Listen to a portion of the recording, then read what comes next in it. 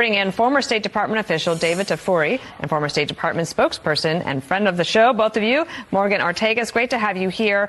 Secretary Anthony Blinken wrote back to the State Department employees. He said, "We've organized forums in D.C. to hear from you, urged managers and teams to have candid discussions at posts around the world, precisely so we can hear your feedback and ideas. We're listening. What you share is informing our policy and our messages."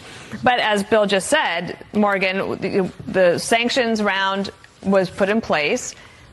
The State Department is not a stranger to these kind of memos. During the Bush administration, you would get them about Iraq or climate change. It just so happens that this one comes about Israel and Hamas.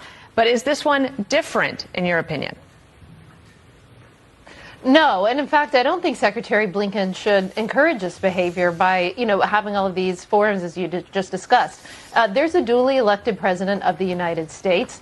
There is a Senate-confirmed Secretary of State, and those people are in charge, as per the Constitution, for setting out the foreign policy for this administration. Whether I agree with it or not, or whether the Foreign Service officers agree with it or not, the obstinance towards and the arrogance, really it's the arrogance, Dana, thinking that they can change U.S. policy and that somehow they know better than the people that the American people elected and put in place, or the people that were confirmed by the Senate. Now, there's a dissent cable process. That's fine. I would note, by the way, this is at least the second dissent cable on Israel that was leaked right away to the press. The Foreign Service loves to do that.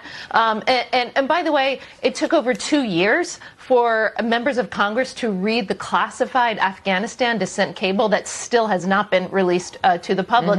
And I also missed the dissent cable whenever we failed to deter Putin from invading Ukraine. I missed the dissent cable, Dana, whenever we automatically took the Houthi terrorism designation label off of them for no negotiations, for nothing in exchange. It's only when the Jewish people defend themselves do you have dissent cables within the State Department. And I just think they need to understand that the president sets the policy and not a bunch of spoiled toddlers who are throwing a fit. David, listen to Matt Miller. He, as a spokesperson at the State Department, he addressed the memo. Look at the protests that have happened around the country, the protests that are going to happen in Washington this week. You look at the very strong feelings that this issue has aroused in the United States and around the world. Of course, that extends to inside the State Department, where people have very strong opinions. I won't comment on any dissent memos, but he has spoken in the past about how he welcomes the dissent channel and thinks it's a very valuable channel.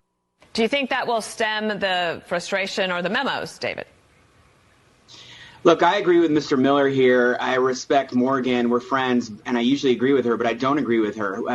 The dissenting cable process is something we should be really proud of, because it allows administration officials to officially register their dissent, reasons why they disagree with a certain U.S. policy. Imagine, there aren't many countries around the world where officials in a government can through a formal process demonstrate to their leader that they disagree with the policy and that it's all okay and they're not going to be punished or retaliated against. I don't necessarily agree with the dissenters, but I think it's really important that they issued this cable, because many of them are very informed. Many of them spent a lot of time in the Middle East. Many of them are working on the Middle East. Some came from the NEA Bureau of the State Department that works very closely with our Arab allies in the Middle East. And so they're picking up information about the situation, and they're conveying it to the Secretary of State. And the Secretary of State's response was completely appropriate. He said, yes, I'm going to listen to this. It's going to inform how I act, but I'm not necessarily going to change the U.S. policy. And that was the right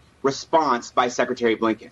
Well, more to come certainly on this as that rally gets underway. Morgan, I'm sorry, we've got to run. Morgan Ortagus, David Tafuri, thanks for being with us. And Morgan, get some sleep after that red eye. Thanks, guys. Yeah.